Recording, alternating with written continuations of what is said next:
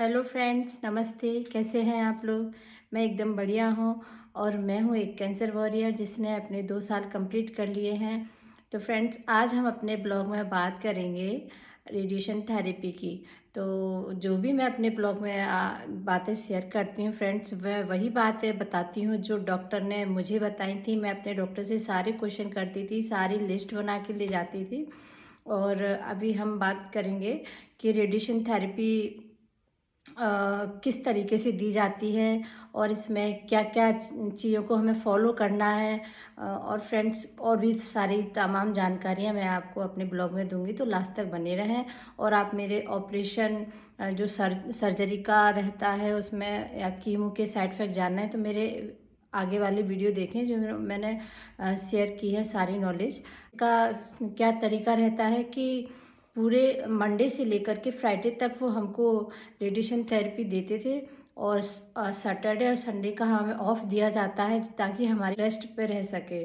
तो फ्रेंड्स, मैं मंडे को अर्ली मॉर्निंग निकल जाती थी और 2 बजे पहुंच के मेरा नंबर आ जाता। डॉक्टर को पता था मैं दूर से आती हूँ, तो वो मुझे जब भी मैं पहुंचती थी ले लेते थे। और एक कार्ड बनाते हैं, उसमें सारे मेंशन किया रहता है कि कौन सा पेशेंट का टाइमिंग भी इसमें वो सेम मिलाने की कोशिश करते हैं कि जिस टाइम पर फर्स्ट वाली दी हो उसी टाइम पर वो आपको दे। मैंने अपना पूरा ट्रीटमेंट गुड़गांव के हॉस्पिटल में लिया था, फोर्टिस हॉस्पिटल में, जहाँ सारी फैसिलिटी बहुत अच्छी थी, सारे नर्स डॉक्टर काफ़ी अच्छे थे। तो फ्रेंड्स, मैं दूसरे दूसरे जगह पर रहती हूँ, जहाँ मैं रहती हूँ वहाँ से मैं गुड़गांव जाती थी रेडिएशन के लिए और 5 दिन वहाँ रुकती थी। फिर सैटरडे और संडे में मैं अपने घर वापस आ जाती थी 2 दिन के लिए। तो फ्रेंड्स, ये 2 टाइप की होती है। एक प्लेन रेडिएशन होती है जिसमें रेस हमारे बॉडी के आर पार निकलती हैं। तो फ्रेंड्स, ये तो एक कॉमन रेडिएशन होती है। और दूसरी रेडिएशन वाली जो मशीन है वो न्यू है अभी, तो ये फोर्टिस हॉस्पिटल में ही है। तो हमने यही डिसीजन लिया मेरे हस्बैंड ने कि हम, ये थोड़ी सी कॉस्टली भी पड़ती है नॉर्मल रेडिएशन थेरेपी को अगर कंपेयर किया जाए तो, लेकिन ये सेफेस्ट साइट है। और ये मेरा लेफ़्ट साइड में था फ्रेंड्स, तो इसमें हार्ट का भी इन्वॉल्व नहीं होता रेडिएशन का, क्योंकि जो बेसिक नॉर्मल रेडिएशन थेरेपी की जो मशीन रहती है वो पूरे आर पार निकल जाती है आगे से पीछे तक। और ये जो न्यू टाइप की मशीन है वो, उसका ऐसा रहता है कि मशीन भी मूवमेंट करती है और जो रेज आएगी उसी एरिया को टच करके ऐसे निकल जाती है। मतलब वो हार्ट को या वो सेफ कर लेते हैं। इस पे रेडिएशन का हमारे हार्ट पे कोई असर नहीं होता है, दूसरे ऑर्गन पे भी नहीं होता है बॉडी के अंदर। तो फ्रेंड्स, हमने डिसाइड किया, हम दिल्ली गए और डॉक्टर ने सब कुछ फिक्स कर लिया। एक एक पॉइंट को वो नोट करते हैं कि मार्जिन कितना लेना है, वो इधर से उधर नहीं होता है। और डॉक्टर ने बताया कि आपको थोड़ा सा कलर चेंज होगा, इसके साइड इफ़ेक्ट मुझे जो बताए। और सबसे अच्छी बात यह है कि पेनफुल नहीं होती है फ्रेंड्स, ये बिल्कुल पेनफुल नहीं होती है। 15 से 20 या 25 मिनट का हार्डली इसमें टाइम लगता है। और वो भी आप ड्रेस चेंज करते हैं तो मैक्सिमम इसको आधा घंटा समझें। और लेकिन ये जो 15 से 20 आधा घंटे का जो समय है ये थोड़ा सा स्टार्टिंग में डिफ़िकल्ट लगता है, क्योंकि ये हम उस रूम में, डार्क रूम में जब अकेले रहते हैं और हमें फ़िक्स कर दिया जाता है, आप मूवमेंट नहीं कर सकते, आप बोल नहीं सकते, क्योंकि जो न्यू मशीन है उसमें सबसे पहले ब्रीथिंग की एक्सरसाइज करवाई जाती है। इसमें 30 सेकेंड आपको ब्रीथ को होल्ड करके रखना है, तभी आप इसको ले पाएंगे। अदरवाइज़ वो जब तक आपकी ट्रेनिंग करवाते रहें, जब तक आप इस कंडीशन में ना जाएं कि आप अपनी ब्रीथ को होल्ड करें। तो फ्रेंड्स, मैंने अपना प्राणायाम छोड़ा नहीं था, मैं रेगुलर करती थी, चाहे मैं 30 सेकेंड का करूं या 1 मिनट का करूं या 5 मिनट का। फ्रेंड्स, ये बॉडी की स्टेमिना पे डिपेंड करता है। मैं बहुत वीक हो चुकी थी तो मैं 1 मिनट ही कर पाती थी, लेकिन अपनी कुछ सेकेंड, 10 सेकेंड, 15 सेकेंड अपनी ब्रीथ को होल्ड करने की प्रैक्टिस करती थी। तब मुझे पता नहीं था कि रेडिएशन में भी इसका यूज होगा। इसीलिए फ्रेंड्स, एक्सरसाइज हम करते रहें आप। और इसका मुझे बेनिफिट ये हुआ कि मैंने दूसरे दिन ही मुझे इसका होल्डिंग का एक्सपीरियंस हो गया।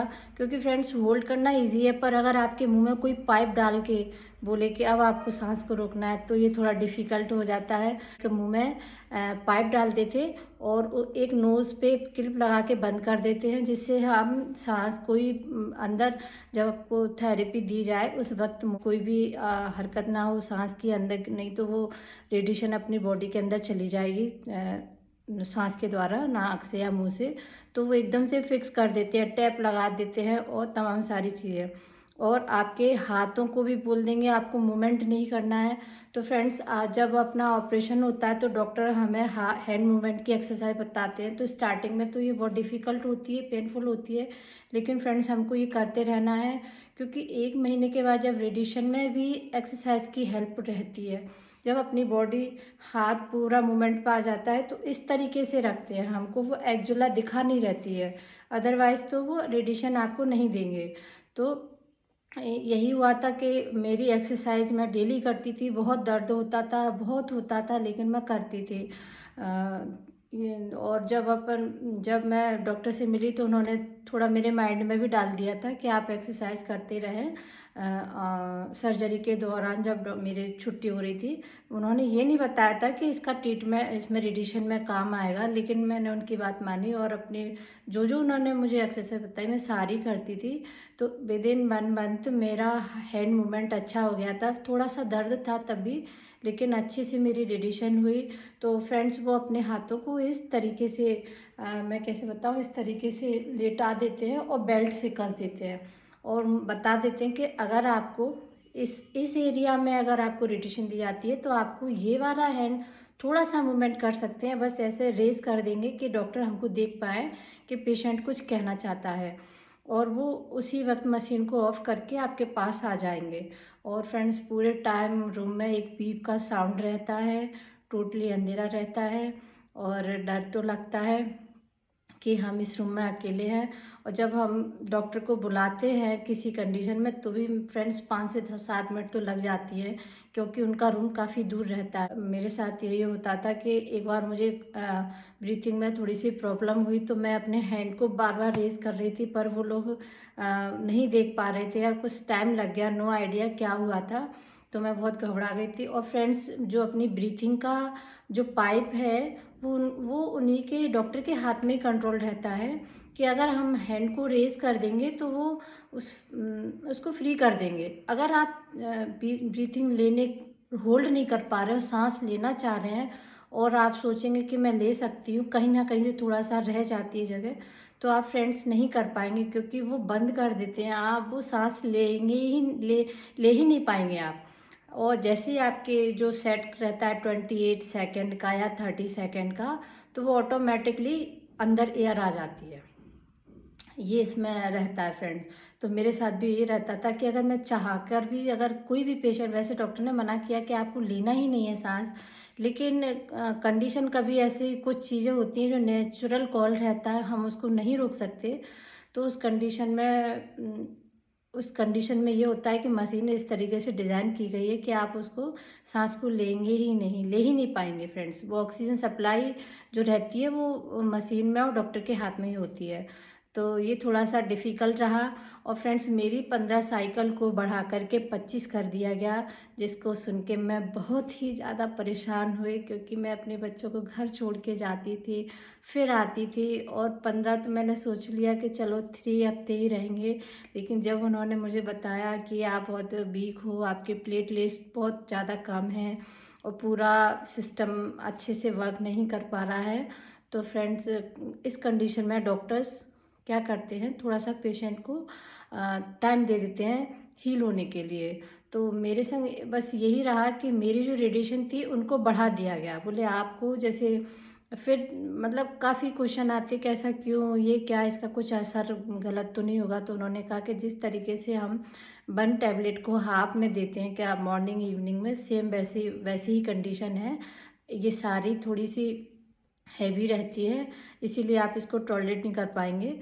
और और इसका ये था कि इसीलिए उन्होंने मेरी 15 से 25 कर दी थी। तो करना पड़ा, लेना पड़ा, गए ही। और जब रेडिएशन होती है तो हमें कफ एंड कोल्ड से बचना चाहिए, इस कंडीशन में रेडिएशन नहीं देते। फाइनली ट्रीटमेंट ओवर हुआ और जो स्माइल तब से है, मतलब वो एक इतना बर्डन रहता है, इतना बोझ रहता है, वो उतर जाता है। और अपने होप को किसी कंडीशन में लूज़ ना करें फ्रेंड्स। ये जो अपने अंदर पॉजिटिविटी है, विल पावर है, हम अपने बच्चों के लिए, घर वालों के लिए अपने आप को स्ट्रॉन्ग बनाए रहें, हर कंडीशन में स्ट्रॉन्ग बना रहे। सब कुछ एक दिन आएगा, सब कुछ फ्रेंड्स। तो आज के लिए इतना ही। हम नेक्स्ट वीडियो में रेडिएशन की साइड इफ़ेक्ट डिस्कस करेंगे, जो बहुत ज़्यादा ज़रूरी है। और हम डिस्कस करेंगे कि हमको क्या खाना पीना चाहिए, इसका भी चेंजेस रहते हैं फ्रेंड्स। ये पेनफुल नहीं होता, लेकिन ये उतना ही कष्टकारी होता है। तो मैं आगे के वीडियो में बताऊंगी। तब तक आप इंजॉय करें, खुश रहें, और जो भी इस समस्या से जूझ रहा है उनके लिए ये कि पॉजिटिव रहें, हंसते रहें, मुस्कुराते रहें। कोई भी सोर्स ढूंढ लें, चाहे आप मूवी देखें, कैसे इंटरटेन करते रहें, बिजी रहें। और क्योंकि खाली दिमाग बैठते हैं तो क्वेश्चन पे क्वेश्चन आता ही रहता है। तो फ्रेंड्स, जब तक नेक्स्ट वीडियो मिलते हैं, तब तक बाय बाय, गुड लक।